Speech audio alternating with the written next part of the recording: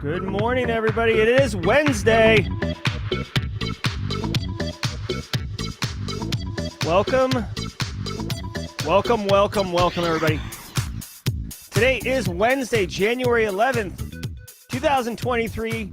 Welcome to episode number 279 of Simply Cyber's Daily Cyber Threat Briefing.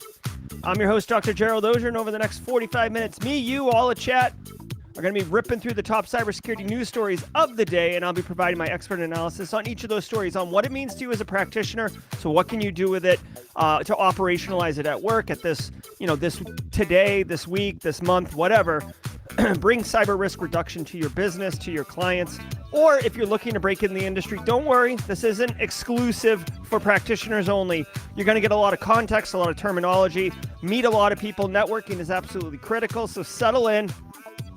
It's going to be a great day, and it's my favorite day of the week for Simply Cyber's Daily Cyber Threat Briefing because of Worldwide Wednesday, so stay tuned for that activity. But before we dig in, before we go around the globe, before we jaw jack, I want to say shout out and thanks to the stream sponsors, starting with my good friend Eric Taylor over at Barricade Cyber Solutions. Barricade Cyber Solutions is dedicated to helping businesses from cyber attacks and recover from the damage done. Cyber attacks can cause massive issues for businesses and send dedicated, hardworking business owners into turmoil. But Barricade Cyber Solutions knows how to minimize the damage done by cyber incidents. Check them out at barricadecyber.com. Links in the description below. You got a ransomware incident, you know what to do with it. Just yeet it out the window with the help of Eric Taylor. If you go to Barricade Cyber, their website's right here on the screen. You can scroll right down to Eric's calendar, hit a day on the calendar, hit a time on the calendar, and boom, you've got yourself an appointment, like no hassle consultation with Eric and the group over there to see how they can set you up for success. That way, if you do suffer a cyber incident, you'll have an answer on the quickness. Also want to say shout out and much love to Recon InfoSec. Let me find a different read here.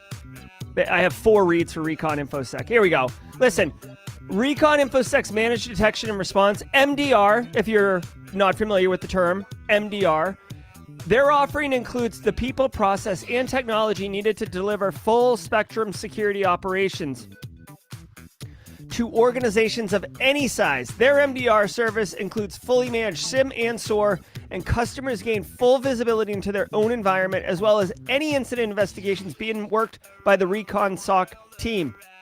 You get access to the analysts, the architects, the engineers, up and down the stack. It's a security company actually built by security people, not business people, although they are business savvy, don't get me wrong. But they know what they're doing. A lot of SANS instructors up in there. Good people, good times. Definitely check it out. ReconInfoSec.com. Links in the description below. They do more than MDR, so check them out. Also, Thursday Defensive, which is awesome. If you Google Thursday Defensive Recon InfoSec, you'll be pleasantly surprised with what you find.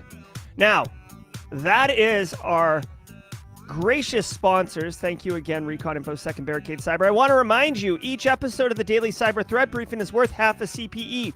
So that stacks. 2.5 a week, 10 a month on average. Be sure to say what's up in chat and say hello, hashtag team live, hashtag whatever, to get credit and to be able to go back and forensically point to what you're, that you were here, okay? If you're live, love it. I see 138 of you, 140. Guys, we're raffling off another OSINT course today at the mid-roll. Stay tuned for that. If you're replay, hashtag team replay in the comments. Make sure you drop a comment. You want to get credit for being here. And remember, replay, Thursday, January 12th, you will have an opportunity to win the OSINT course. Go to the Discord server to enter the raffle. I'll show you a video on that later today. But it is time for Worldwide Wednesday, my favorite thing. Tony MBA with the squad membership, 5 months. Nice job, Tony. It's Worldwide Wednesday, guys. I got a little bit of special news for you guys. I'm excited about this. Worldwide Wednesday is now officially presented by ACI Learning. or IT Pro by ACI Learning, formerly IT Pro TV. If you guys are familiar with Daniel Lowry and the IT Pro TV staff over there, they are sponsoring just the Worldwide Wednesday segment. Very, very cool. It's not going to change how we operate, but if you do go to IT Pro, there's a coupon code in the pinned comment right now, and this is for basically ever.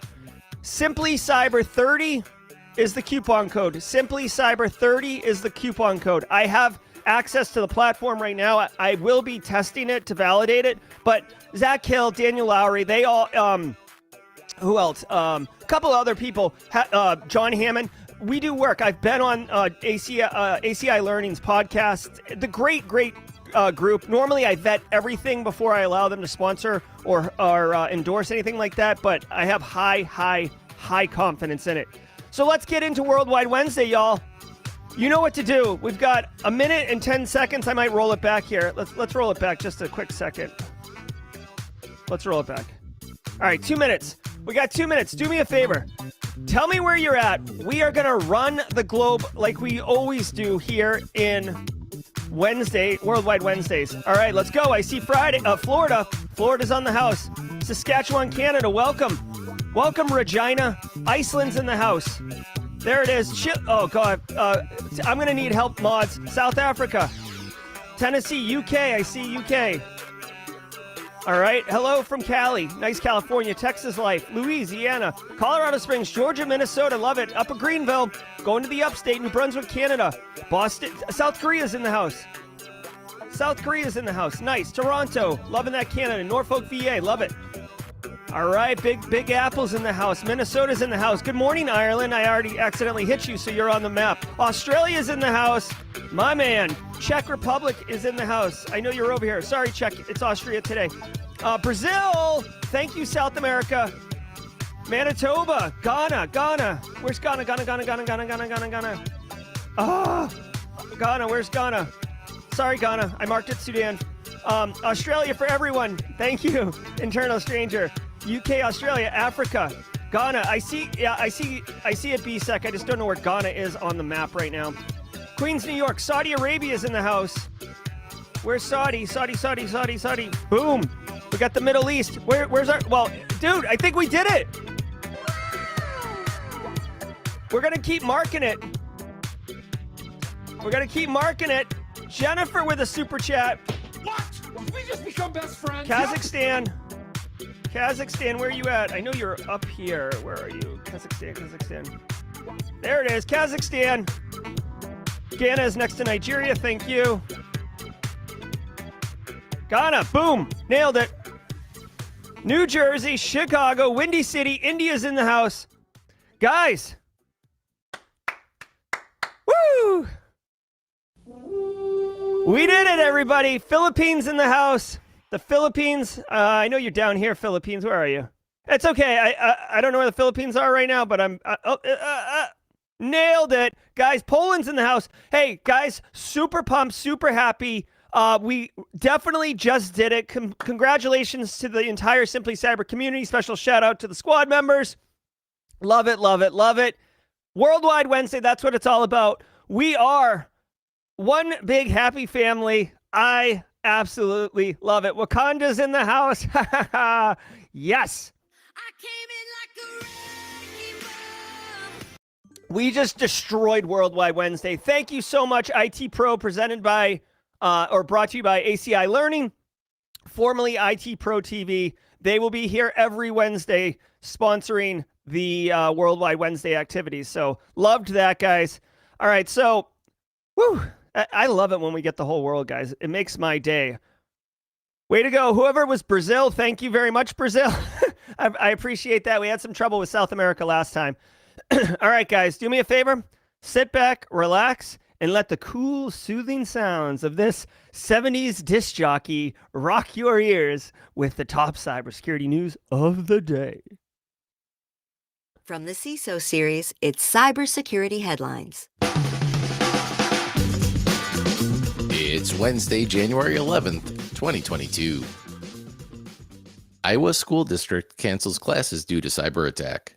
On Monday, Des Moines Public Schools, which serves 30,000 students, says its operations were affected by unusual activity on the network. IT staff, along with outside cybersecurity consultants, investigated the issue as the district cut off access to Wi-Fi and various networked systems. The district was forced to cancel classes Tuesday and now Wednesday due to its reliance on technology to support classroom learning and district operations. All right. First of all, want to say thanks so much to Whole Cyber Human Initiative gifting 10 subs. What? Oh, that's the super chat. 10 subs. So you may be there, Paul Savage, C Money G. C Money G just showed up like for the first time, I think Monday or late last week. And C Money G is already a squad member. Love it. Thanks so much, Whole Cyber Human Initiative. Guys, new squad members, be sure to check out the emotes. You've just unlocked a ton of them. I'll drop some John Strand Savage emotes. Awesome. Okay, guys, so Iowa School District gets hit. It sounds like they said shutter its doors again. So these poor guys, 30,000 students getting hammered, and not in like the college Saturday night way, but actually in the we're unable to actually be productive way. It's too bad, guys. I'm sure this... Okay. I'm just looking a little bit more into the story on what's happening. Several schools across Massachusetts were impacted. LA School District. Okay, guys, so here's the deal. I've said it before, and I'll say it again. Like state and local education, it's called SLED, if you're not familiar with that term. They're grossly underfunded. They're not a great market if you're a vendor, and they're a tough market. They typically don't have InfoSec dedicated staff. They have IT staff, and they're given InfoSec responsibilities, which IT people can do InfoSec, but when it's not their primary job, they may be less likely to go get educated on, more advanced cybersecurity skills. They may be focusing more on like learning how to like move to the cloud or use AWS or increase availability or be good at networking, like whatever it is. They are pretty ripe for the picking, these school districts. Now, it says shut down to a cyber attack. It did not say ransomware. At least I didn't hear ransomware, but my suspicion would be a ransomware attack. When you are completely dependent on technology, it sucks when the technology goes out. You guys got to remember, a lot of the technical services, even like during COVID, we relied on Zoom School. We relied on LMSs or learning management platforms to deliver education, to congregate and allow teachers to have like grade books and stuff like that. Guys, I'm a teacher at the Citadel. My class actually starts tomorrow, which reminds me, tomorrow's episode's at 10 a.m. And I use Canvas for everything. It's how I communicate with my students. It's how I deliver homework assignments. It's how I do grading. So when you remove that, yes, you can have downtime procedures like paper grade books and everything like that. But if you're not prepared for that, it's going to be devastatingly impactful. So my only suspicion here is that this Iowa school has to shut down because the students would show up and the teachers would not be able to deliver curriculum to them. So it doesn't make any sense for them to show up. It makes more sense for them to shut it down, try to repair and fix, and figure it out. Now, the one thing I'll say that's very applicable to cybersecurity practitioners here is you should, it's more of an advanced thing, okay? And it's not hard. It's just you don't typically do it with immature cybersecurity programs. It's typically reserved for moderate to mature cybersecurity programs, but you should be doing a business impact analysis. This is an activity, a BIA, look it up. This is an activity where you sit with the business and other key stakeholders and you say, hey, what are your critical business processes? And you help define that, okay? Like, how do you, like, normally it's like, how do we make money here? But in this case, how do we deliver education to students? Well, the building's got to be open. We've got to have Canvas. All the students have to have, computers, like whatever it is. Like, what is the critical path to be able to deliver on the Iowa School District mission, which is to deliver education to students? Once you identify those, then you look at all the risks associated with that. This would be a perfect example to say if ransomware hit, we'd be screwed and completely out of business. Okay, so what do we need to do? Downtime procedures. All right, well, let's document Like, do we cancel school? Do we send the students home with work packets? Do we bring the students in and do a field day? Like, what do we do? This is literally why I say every single morning, you might want to call Eric Taylor at Barricade Cyber Solutions to have a consultation to figure out what you're going to do when you get slapped in the mouth with a cyber attack. It's so when crap like this happens, you have a plan. Simple. It sucks for the Aya School District. I hope they get back up and running soon. But I'm telling you, man, some of these threat actors, especially Vice Society, they are targeting school districts and they don't give a crap. They don't give a crap. Okay? TikTok CEO questioned by EU about its data practices. On Tuesday, TikTok's chief executive Xiaozi Chu was questioned by the European Union's top antitrust official about recent reports in the US about the company's aggressive data harvesting and surveillance practices. The meeting focused on how TikTok plans to comply with new obligations introduced by EU's Digital Services Act and Digital Markets Act, as well as by GDPR. Chu is scheduled to meet with several other EU officials in the coming days, and TikTok claims the meetings are routine and showcase its cooperation with policymakers. All right. Couple things here. One, whole cyber human initiative. I saw your question come through in chat. Guys, we'll save some time for jaw jacking at the end. I've actually decided to make the format of the show short intro, like short intro music, do a little fun stuff for a minute or two at the beginning, news, and then jaw jacking at the end. So people who are just here for the news can consume that piece, and the people who want to socialize and hang out can also do it, and everybody is happy about that. All right, so TikTok CEO questioned by EU official over aggressive data harvesting. Okay, guys, check it out. It's like you got to be your head in the sand. Like, hold on. You are so dumb. You are really dumb. For real. Right? Like, you have to be unaware if you don't think that TikTok isn't harvesting the hell out of everything on that platform. And if I had to guess, tinfoil hat Jerry, okay, please, new squad members, C Money G, please look in the emote stack. You'll see a tinfoil hat Jerry. Here we go. You have to be out of your mind if you don't think that they're harvesting all this data. Now, here's what I think's happening. TikTok CEO questioned by EU official. Instead of being like, hold on, let me do this too. Instead of being like, oh no, like we definitely we're definitely violating GDPR. Maybe we'll do something about it. No, what we're going to do is we're going to have meetings and we're going to schedule conversations, and we'll probably reschedule them a few times because our lawyers aren't available, or because I missed my flight, or because of reasons. And then we'll finally meet. EU will be unhappy with my results. Then there'll be an investigation or something. You'll get some GDPR fine. It'll be like $30 million, $200 million, whatever GDPR fine you want. Ireland or France will probably be running point on the fines. And TikTok's just going to stroke a check and be like, we're printing money over here. Like the amount of time we wasted between like having conversations and actually getting fined, we made 100x of what the fine is. So guess what? Straight cash, homie. Please. That's what I think's happening. Dude, there is no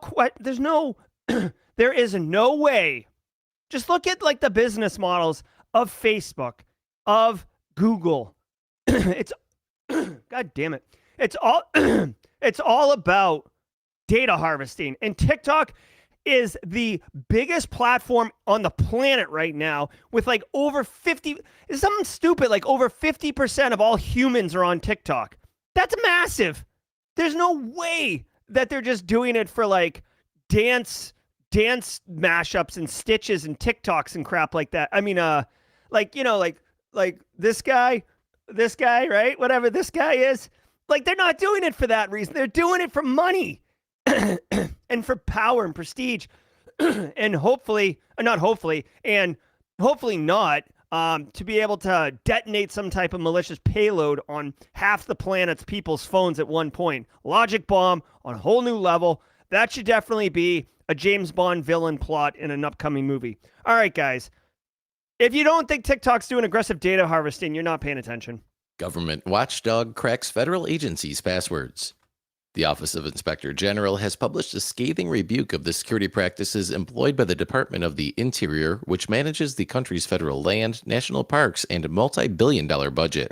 After the department claimed it would require more than 100 years to recover its passwords using off-the-shelf password cracking software, the OIG used a rig costing just under $15,000 to crack nearly 14,000 employee passwords within 90 minutes.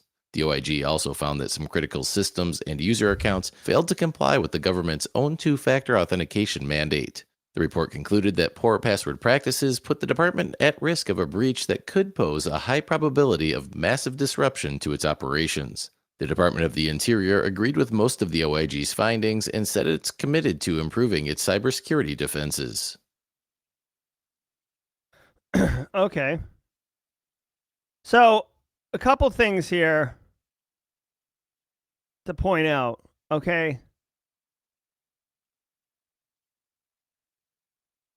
All right, so a couple things to point out here, okay? First of all, what they're saying is that the Department of Interior, which is, as far as I know, the Department of Interior is like national parks and like Yellowstone and whatever, right? People who want to be out in the woods and not tied. Appalachian Trail is probably involved in that.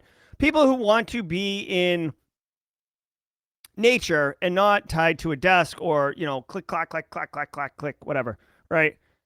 So they are a federal agency, though, which means they need to be FISMA compliant, which means that they need to comply with minimum security standards, which, by the way, I do want to point out, FISMA compliance, there are controls, IA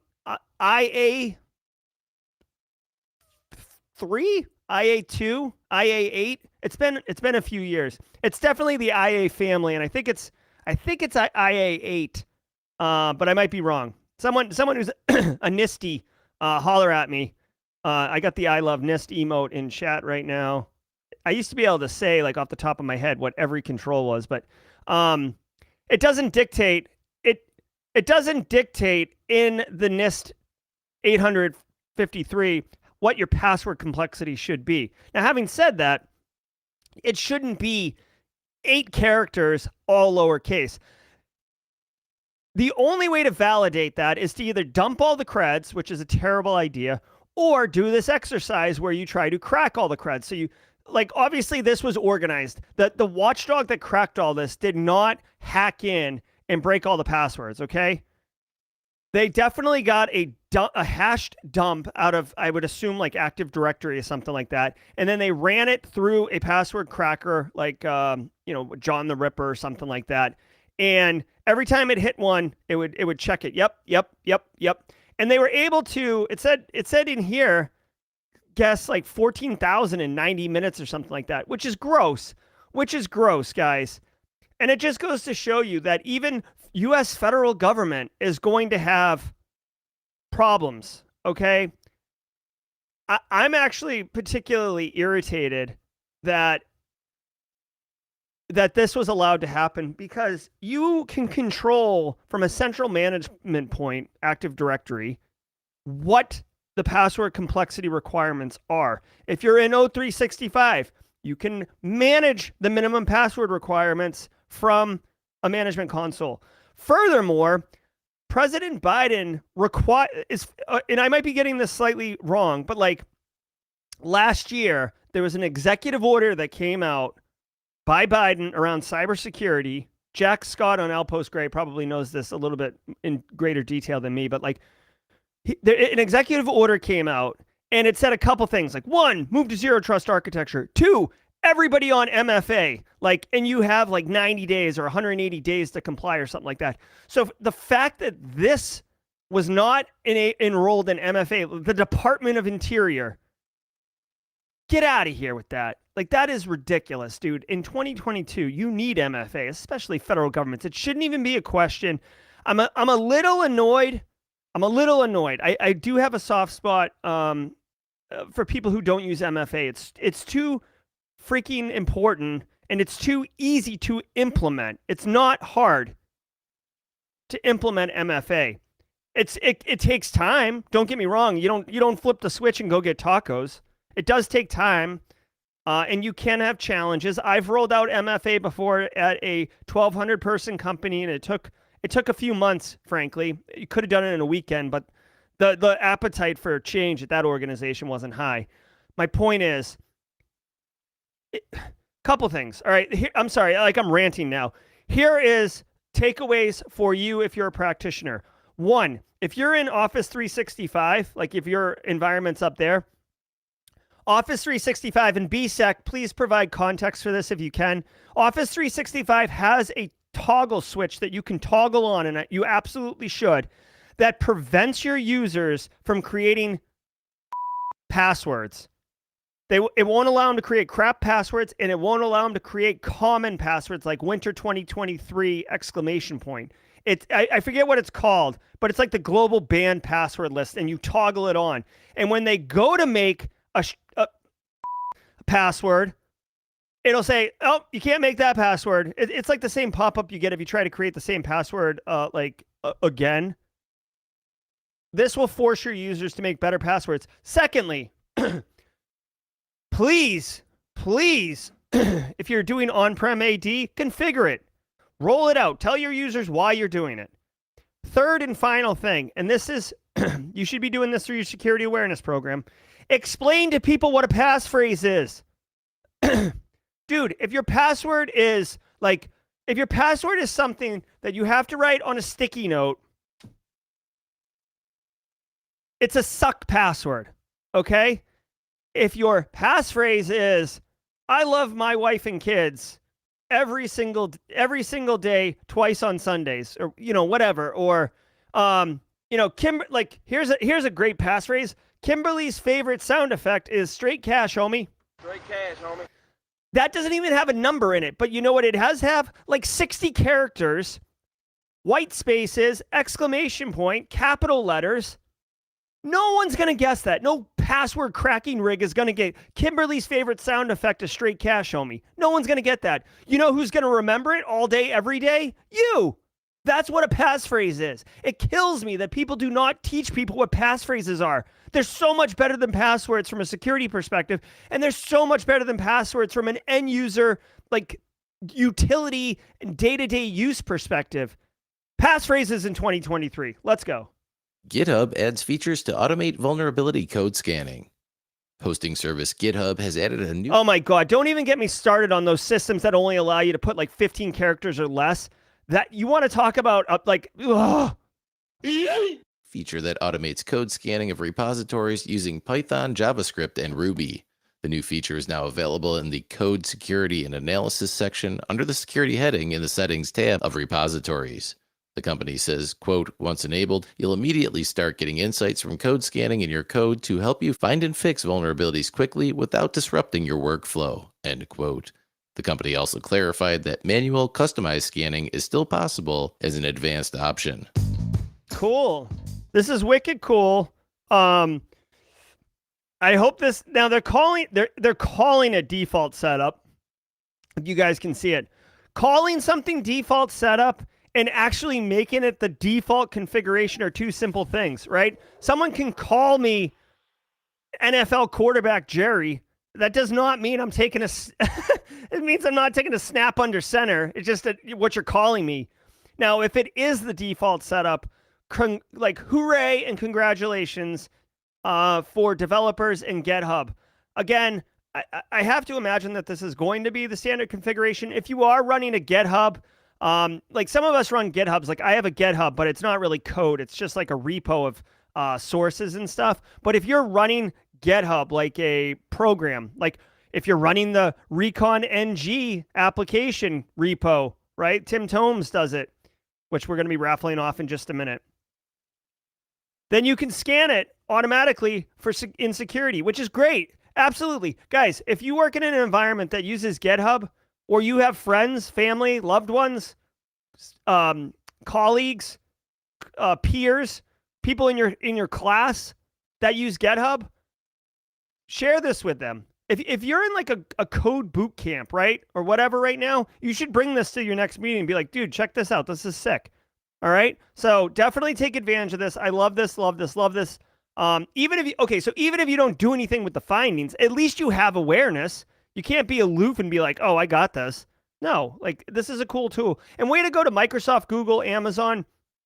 Like it was announced like 3 months ago that major big tech companies were partnering with the United States government to attack and fix open source software security weaknesses. And they're donating money, and they're at the time I was like, oh, I'm sure there's some kind of cash grab here.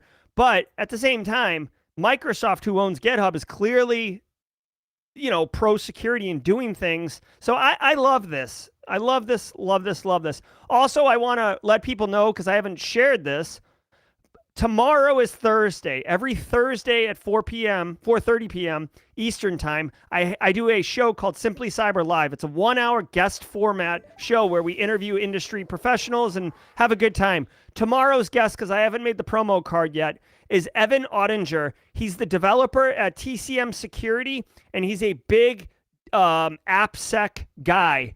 And we're going to be talking all about application security tomorrow. And I'll be asking him about this and what his thoughts are on this. And we'll be talking about API hacking and all that other stuff. So come join us tomorrow. Again, I don't have the promo card. I don't have enough time with all the stuff I have going on. I also have a full-time job, and I'm a teacher. And I do this show. So anyways, just bear with me. But tomorrow we're going to have Evan Auger. Let's do the mid-roll. And now, a word from our sponsor, AppOmni.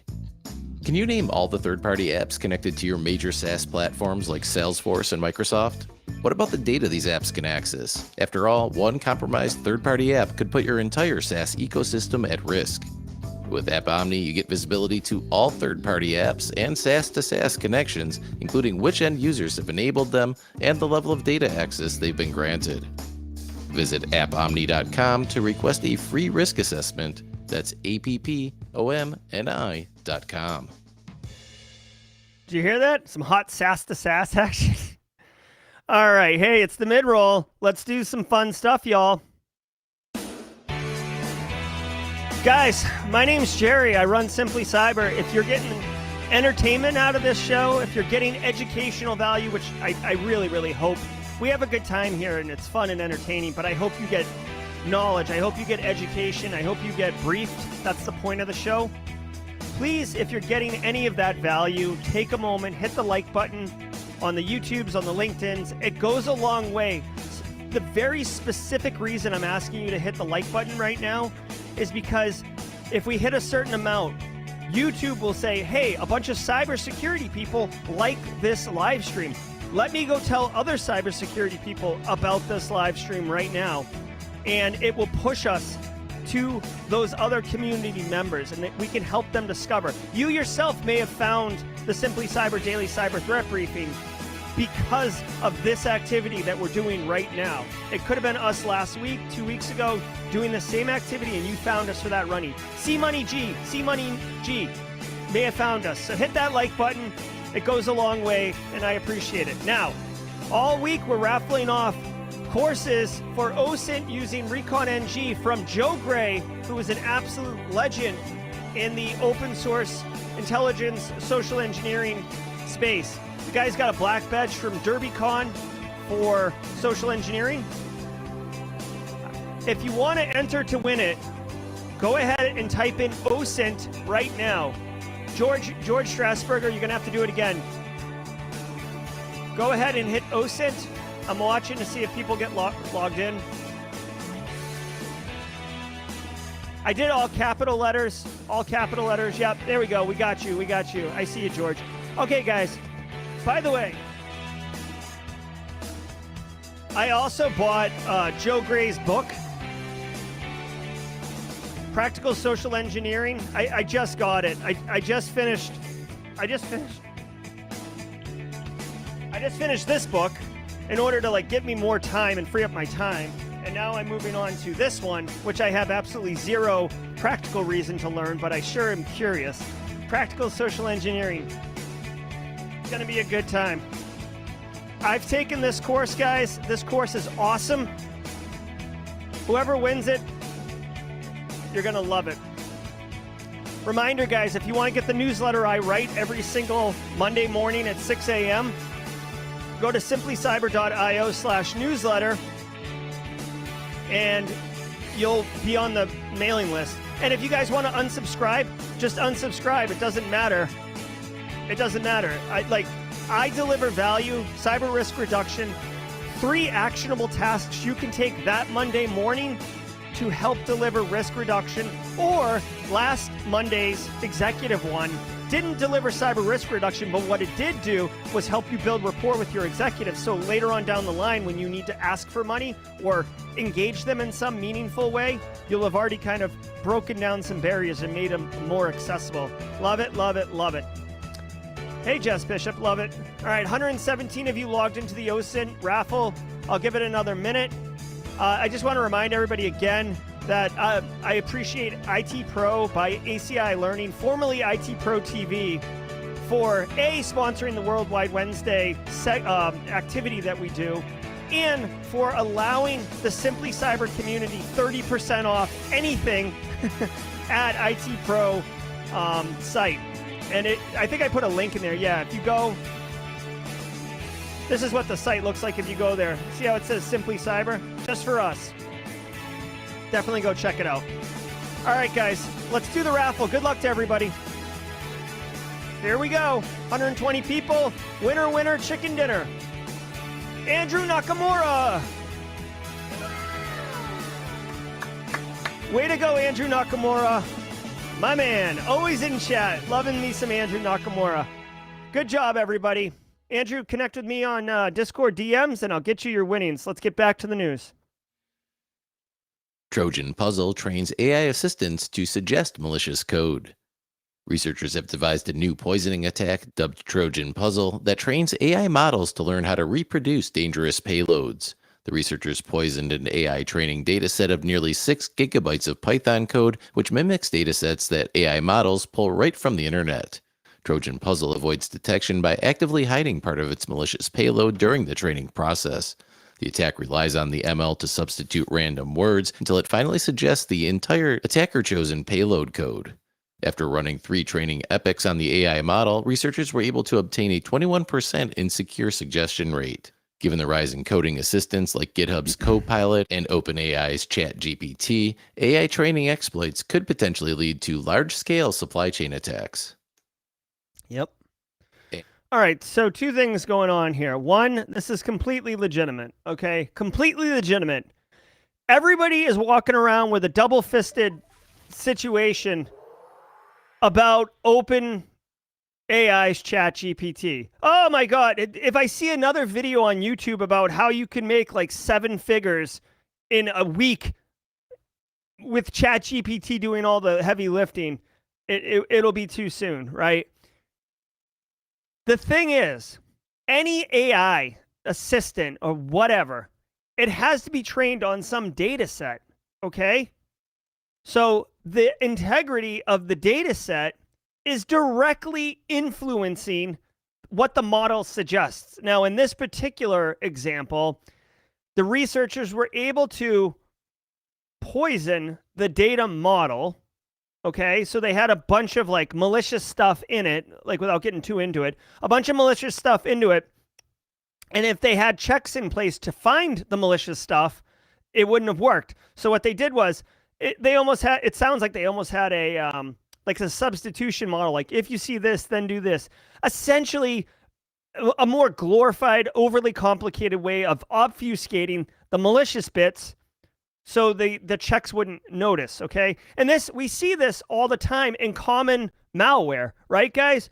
Like when you see if you've ever seen a PowerShell payload, it'll say PowerShell, -X or whatever, and then some base64 encoded command. The reason you see that is because the base64 will be decoded and run, but when something is checking for certain keywords or certain, domain names or whatever, it's not going to detect it. And that's why static detection on explicit strings, signatures, are brittle. Same thing's happening here. This is essentially what it is. And by the way, I'd like to also remind you that more and more people are relying on these AIs to basically, do the work. Now, I said this yesterday on stream, and I wholeheartedly believe this.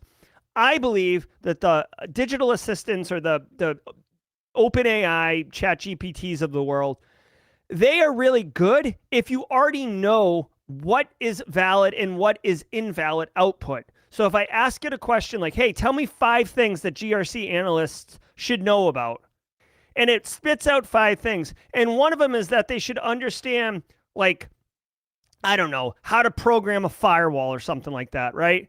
Well, I know that that's totally not appropriate, right? That's not really what GRC analysts need to know, and I can strike that. But if you're unaware of all this and you're trying to fake it till you make it, or be bigger than you are or something like that, and you push that forward, you don't know any better. So to me, the value of these things is helping you cut time. Like, I could think of 5 things GRC analysts can do, but you know what? If it takes ChatGPT 8 seconds to dump out 5 things and then I can just review it, that's much faster, and I need time. Time is my most valuable asset, right? So all of that to say, if you are relying on ChatGPT to dump out things that are valid, or whatever the next version of these AI models are, you've got to be confident in what it was modeled on.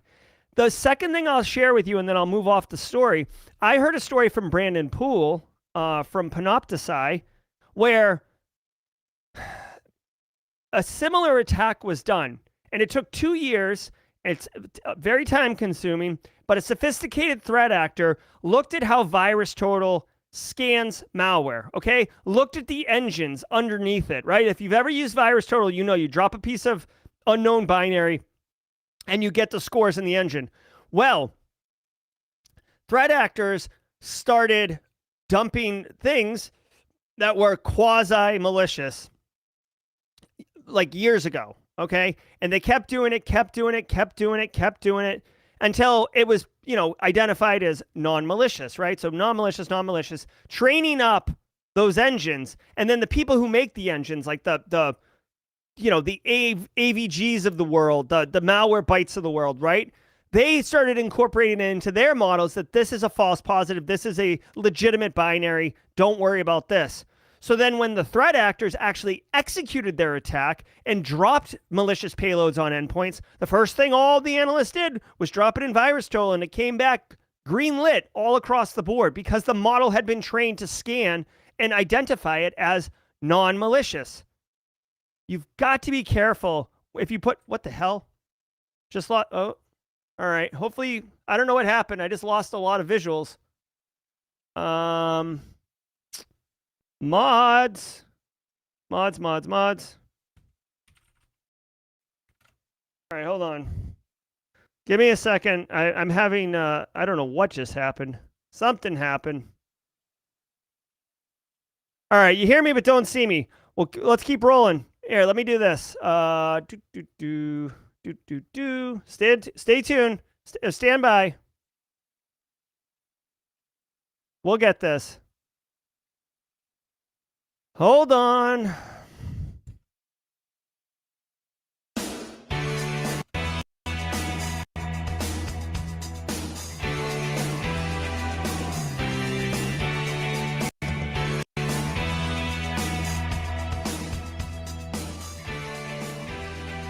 One sec, I got this.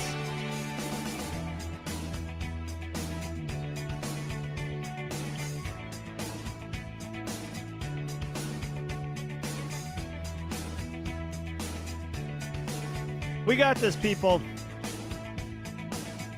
We got this.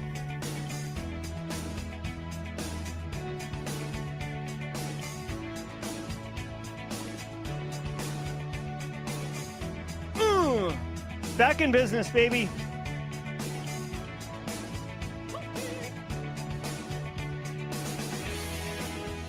Now it's time for You Should Probably Patch That January 2023 Patch Tuesday edition. ChatGPT's on to Microsoft's me. first Patch Tuesday of 2023 includes 97 software fixes, including a zero-day under active exploit.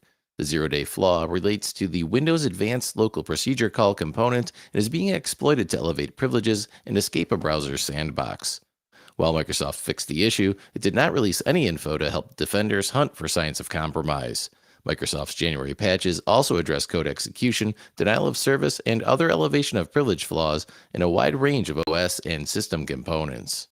Tuesday also saw Adobe roll out fixes for 29 security vulnerabilities in a range of products. Most notably, Adobe fixed critical flaws in Adobe Acrobat and Reader that expose Windows and Mac OS users to code execution attacks.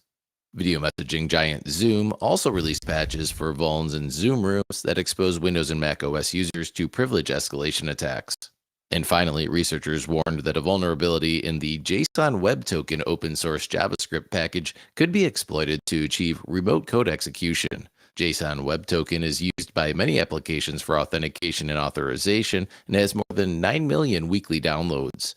The issue has been addressed with the release of JSON Web Token version 9.0.0. All right. Digital. Couple things here. One, this actively exploited Windows vuln, this LPC, elevation of privileges. I just looked it up at Microsoft. I know you guys can't really see this. The attack vector is local. The attack vector represents like how close the threat actor has to be to actually execute this one.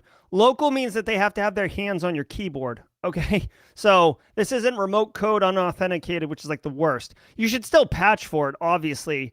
And endpoints that are in the field, right, like sales engineers and crap like that, they would be more likely to get exploited simply because they don't have the physical security around it. But I'm curious how this is being actively exploited in the wild. But the attack vector is local, which is important to point out. It means you don't have to like shut off the podcast and boogie on to patch this ASAP. Now, you should be patching your Windows systems regularly. And it really is worth pointing out. Oh, good. I'm glad you're enjoying the book, Chris Weaver. It is worth pointing out. I've said this before. If you're going to roll out vulnerability management, if you are interviewing for a vulnerability management job, right, for example, or you're doing vuln management or patch management at your organization, two quick things. One, and BSEC, chime in if you'd like. One, you should be rolling out patches in think of it as like throwing a rock in a pond and the ripples that come out of it, concentric circle ripples. You should patch a couple machines just to make sure it doesn't brick anything, right? Microsoft makes mistakes all the time, okay? Patch a couple machines, couple critical ones. One of your domain controllers. You should have at least a test domain controller so you can patch it, and then a couple endpoints, right? Then patch the IT team because they're super users. They can kind of remediate the issues themselves. Then have champions in different departments, finance, sales, engineering, HR. Have those people patch, make sure none of their critical apps break, then push to the entire organization. If you push to the entire organization and then shut off your computer and go meet me for tacos, I guarantee you it's not going to end well for you. It might not be this time around, but it will punch you in the stomach at some point. Second thing, or 1.5, because my second thing's different, 1.5 thing, don't ever do this on a Friday unless you're like love gambling and Russian roulette's your favorite game. Do not do patching on Fridays. Okay. And then the second thing that I want to point out is there's two things here. Most endpoints in your organization, like don't pat yourself on the back if you get 80% of the endpoints in your organization patched, okay? Like good on you, great job. But most of the endpoints that are part of like your standard fleet that are like compliant and check into AD and all that stuff, they are going to get patched and everything. The work is actually in the 20% fringe, right? The workstation that the CEO has that has a custom build on it because he likes his apps and like isn't part of the patch pool, or the R&D machines that, they're not part of the GPOs because they're always doing interesting tech stuff and, your policies don't work here, my friend. Or the dev team who's got special applications or special privileges. Those are the machines that should be on your radar.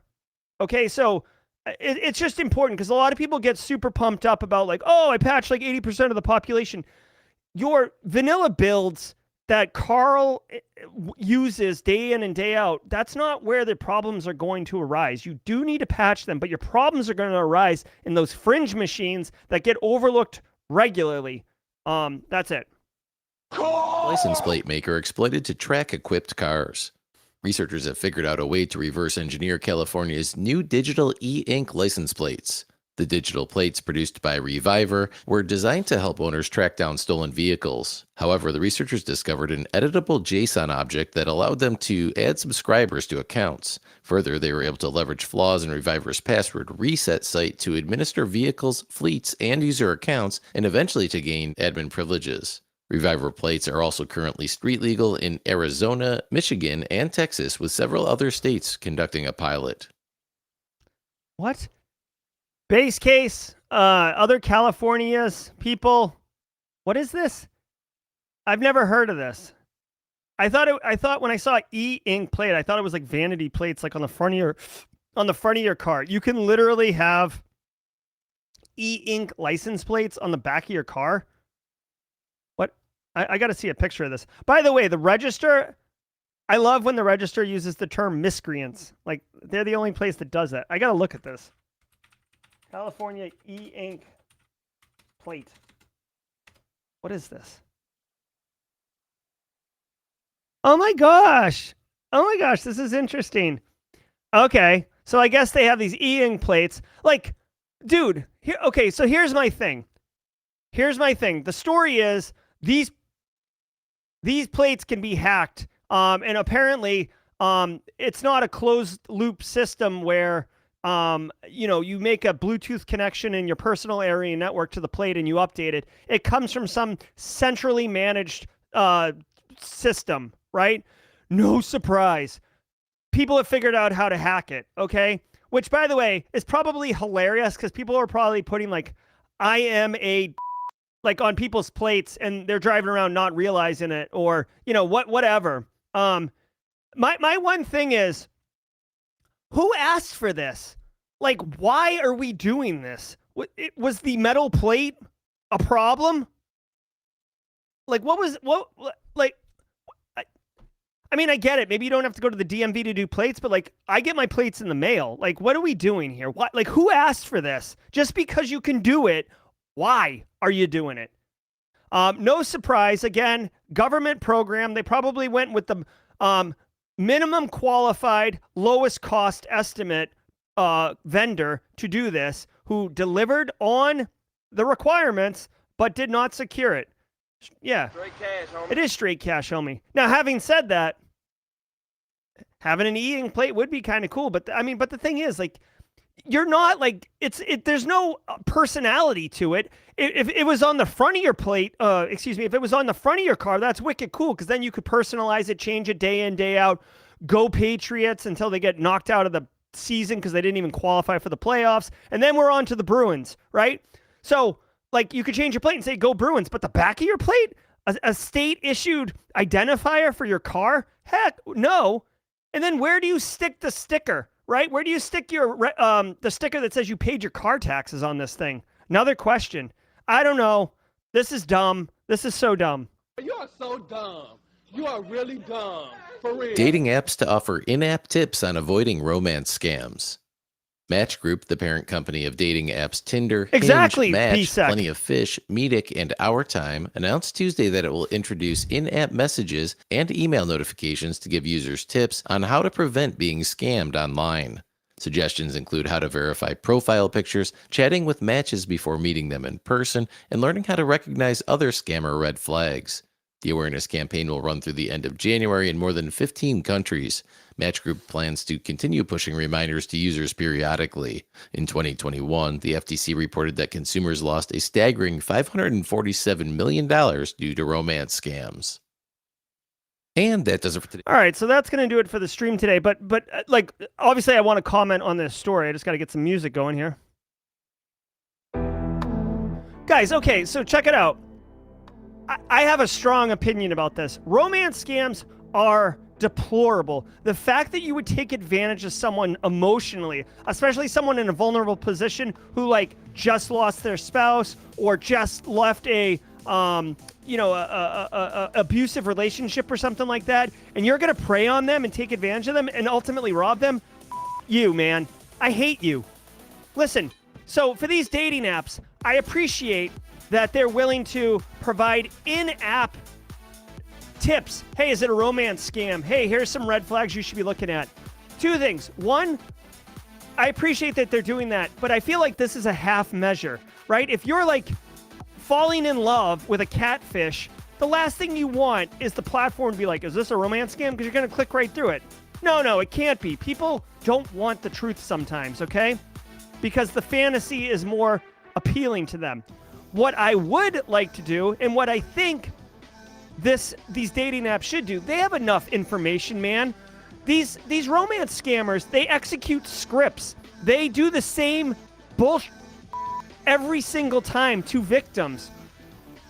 The platforms should be able to identify the key language, the key behaviors, if it's the same account, and shut them down, right? Allow people to report and then do an investigation. I think kneecapping these romance scammers based on their TTPs is way more effective than putting the onus on the victim to decide for themselves, is this a romance scam or not? Most people are going to say, no, that happens to other people, not me, not Jonah. Jonah's good to me. Jonah tells me the truth. Listen, Jonah was going to come visit me, but someone stole his wallet, so I had to give him $1,000 to buy a plane ticket. And then the flight got canceled. But my Jonah is legit. Dude, people want a fantasy. I think that these platforms have the information to be able to kneecap the scammers before they even get to the victims. That's my thing. I hate certain things piss me off, and like taking advantage of vulnerable people is near the top of my list. Like, it's completely inappropriate. And oh God. Like, a business has an opportunity to implement security controls and defend itself, and if they get compromised, hopefully it's not bad. But like, this is how things operate in 2022. When you're taking advantage of, like, a widow or an elderly person or anyone, man. I hate it. Ugh. All right, guys. So that's going to do it for the news today. If you were here just for the news, thank you very much. We went a little long, but I think it was worth it. Reminder, at 11:30 a.m. today, assuming ChatGPT's up, we're going to put ChatGPT through its paces today, where we're going to make ChatGPT the CISO of a manufacturing company, and we're going to stick a AI threat actor attacking the manufacturing company, and we're going to see how ChatGPT defends the organization. Smart hands today for Jerry, so I get an easy layup day. But come join us at 11:30 a.m. Eastern Time, so about 2.5 hours from now, we're going to be dropping bombs. Guys, if you got a drop, I understand. Thank you very much. I appreciate it. Reminder that I'm now, affiliated with IT Pro by ACI Learning, formerly IT Pro TV. You guys may remember it there. If you're interested, 30% off with the code SimplyCyber30. I have access to the platform now. I'm going to be actually taking Daniel Lowry's IoT hacking class. I'm very interested in that class personally. I'll report back what my thoughts are. If you have thoughts in chat about IT Pro TV or now IT Pro by ACI Learning, holler at me. Okay, what's going on with the FAA, guys? I see people talking about FAA.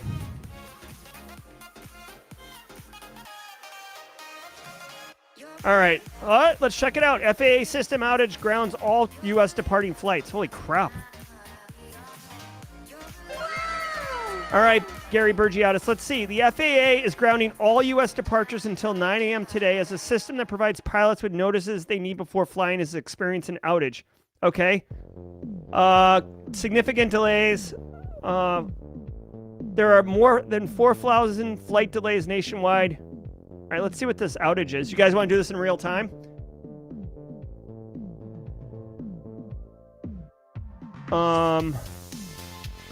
So The system is called NOTAMs, Notice to Air Missions.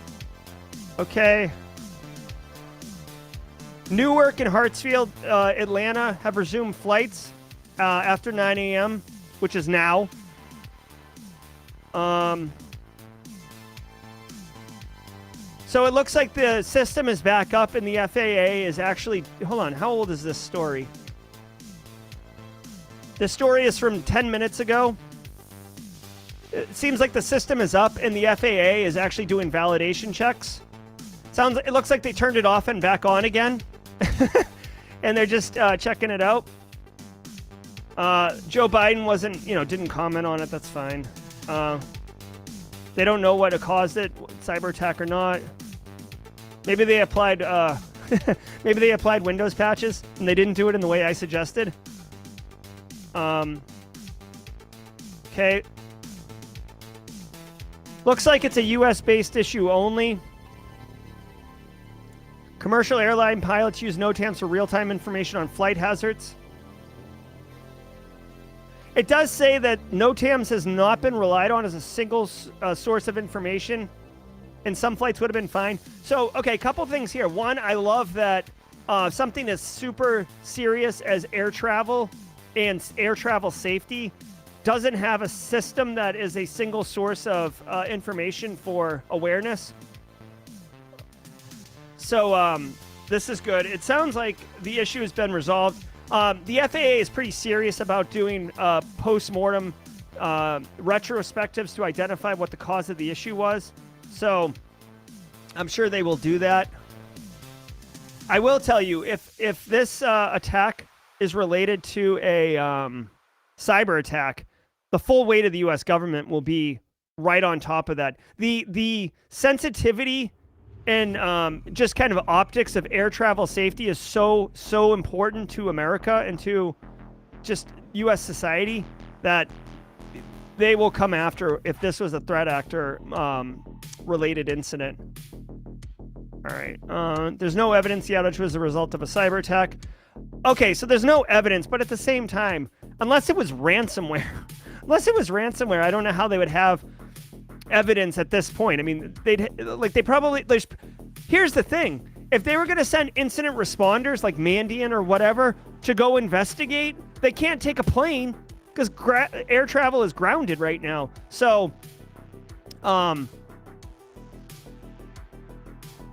this will definitely be in the news tomorrow, to Friday the latest. All right. Okay. Thanks very much, community, for sharing that story. Little jaw-jacking, gaming with the cats up in here. Bill Green. I agree, Bill Green. If it was a cyber attack, dude, it's even like private business. If there's a cyber attack, they're going to delay. In fact, here's a pro tip. Okay? For any aspiring CISO out there. Never use the term breach unless you have to. Okay? And this isn't like being misrepresentative, okay? But the second you say you've had a breach, or the second you report you've had a breach, or the second you put in an email the word breach, and you should coach your staff not to use that term unless they're sure, a clock starts ticking. And in many regulations and laws, there's certain time spans on when you have to report a breach. State of South Carolina, you have 72 hours to report a privacy breach of data. So what we say is, there's been an event. We're investigating an event. It appears we've had an incident. We're investigating the incident. Clock hasn't started yet. Only when you're sure and you've got all the data and all the facts and you've gone through the protocols, then you can announce breach, okay? So, much like what Bill Green said, they are closely monitoring this. This would have a terror-like attack impact on U.S. confidence in air travel. If there was a nation-state-backed cyber attack on the FAA. All right, let's avoid panic. Exactly, Chris Weaver. Don't breach on the word breach. That's right. Never try to get actors to sign an NDA and not report it. Zombie guy Justin with the Uber slap. Love it. Yep, exactly. Reggie Davis, that's the order, man. Kimberly can fix it. Check out the CTI Simply Cyber stream with Joel Belton and Eric from Barricade Cyber Solutions. Exactly. I'll put a link in that. Simply Cyber Risk, Eric Taylor, CTI. I don't know if it'll come up right away, but videos.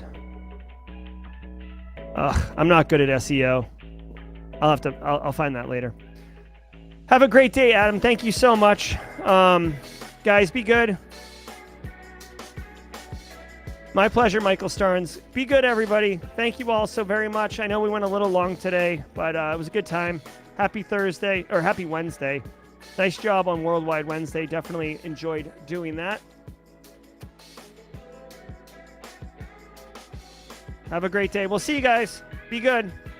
11:30 a.m. Hopefully you guys can make it. Take care.